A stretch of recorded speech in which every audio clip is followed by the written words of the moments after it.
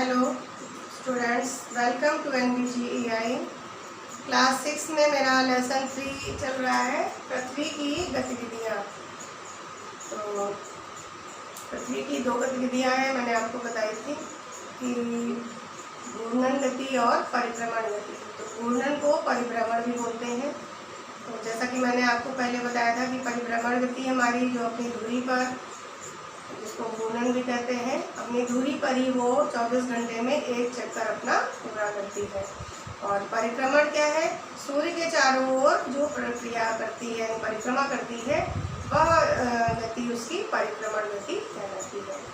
तो ये मैंने आपको पहले बताया और वीडियो मैंने आपको भेजे थे, तो आप उसको देख लेंगे।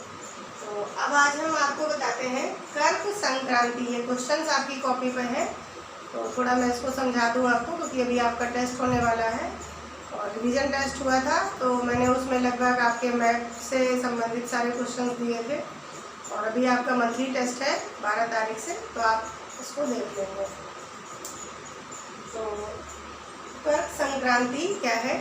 तो कर्क संक्रांति ये हमारी जब 21 जून को हमारी पृथ्वी पर सूर्य की सीधी किरणें पड़ती हैं, यानी जब पृथ्वी की हमारी गति बदलती है, तब 21 जून को पृथ्वी पर सूर्य की किरणें एकदम सीधी पड़ती हैं और इस दिन से यह दक्षिणायन की ओर जाने लगता है, यानी दक्षिण की ओर सूर्य की किरणें सीधी पड़ने लगेंगी। और जब ये दक्षिण की ओर सीधी पड़ना स्टार्ट होंगी, यानी वापस जाएंगी, तब ये 3 महीने का समय लगता है, यानी जून, जुलाई और अगस्त।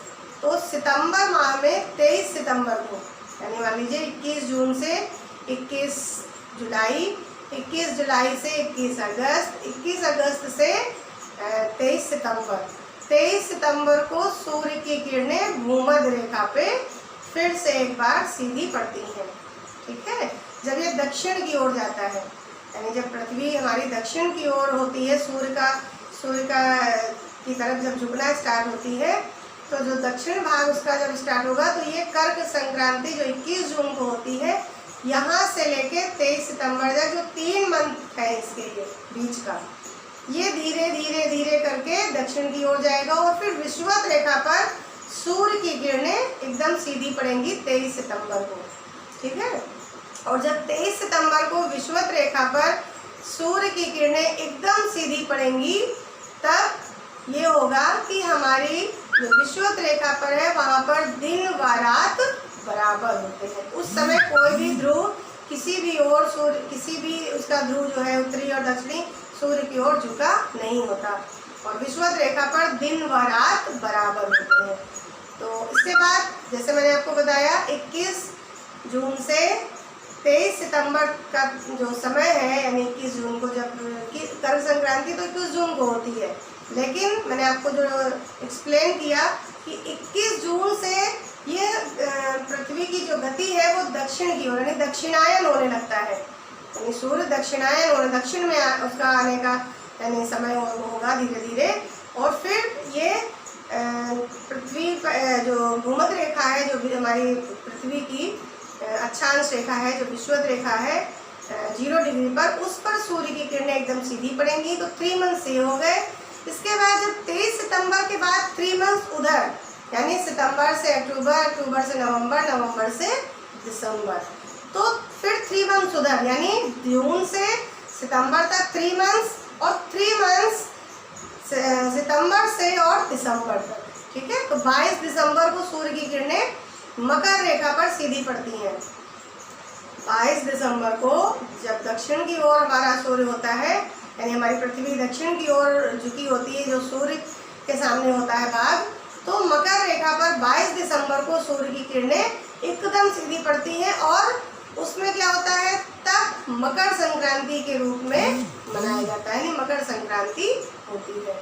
और फिर वहाँ से उत्तरायण होने लगता है, यानी ये जो 6 महीने का समय है, ये आपका इसका 3 मंथ जून से, और ये इधर ये दक्षिणायन का समय होता है। फिर इसके बाद जब 22 दिसंबर के बाद 3 मंथ उधर, जनवरी, फरवरी और मार्च 3 मंथ उधर के, तो 21 मार्च को फिर से जब उत्तरायण होने लगता है, फिर से एक बार सूर्य की किरणें भूमध्य रेखा पर सीधी पड़ती हैं और उस पर सीधी पड़ने के बाद जब फिर से वही होता है कि दिन और रात भूमध्य रेखा पर बराबर होते हैं और फिर ये उत्तर की ओर आने लगता है।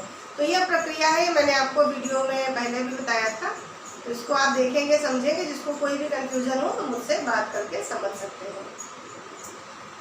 तो ये मैंने मकर संक्रांति बताई, साथ में मैंने मकर संक्रांति भी लेकर आपको समझा दिया कि मकर संक्रांति हमारी 22 दिसंबर को सूर्य की किरणें सीधी पड़ती हैं मकर रेखा पर, जो हमारी दक्षिण भाग में है।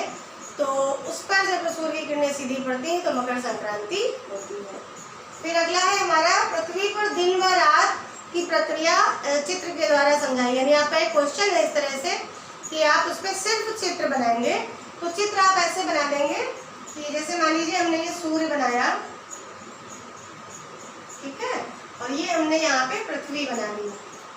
अब इस पर दिन और रात हम कैसे दिखाएंगे? तो सूर्य का जो रोशनी वाला भाग है, यानी सूर्य पे तो हर जगह रोशनी है, लेकिन सूर्य की जो रोशनी है पृथ्वी के जिस भाग पर पड़ेगी उस भाग पर दिन होगा। ठीक है, जैसे मान लीजिए ये मैंने ये प्रकाश दिखाया ऐसे, तो इस भाग पर आपका दिन होगा, यानी ये दिन हो जाएगा, और ये रात, यानी ये जो शैडो मैं दिखा रही हूँ उसको, ये रात हो जाएगी। सूर्य के सामने का जो भाग है, यानी पृथ्वी का जो भाग सूर्य के सामने है, उस भाग पर दिन, और जिस भाग पर सूर्य का प्रकाश नहीं पड़ रहा है उस भाग पर रात। तो आप इस तरह से चित्र बनाकर उसको आंसर में दिखा सकते हैं और उसमें 1-2 लाइन डिटेल में आप लिखकर बता भी सकते हैं। तो इसकी आगे की जानकारी हम आपको अगले वीडियो में देंगे। थैंक्स।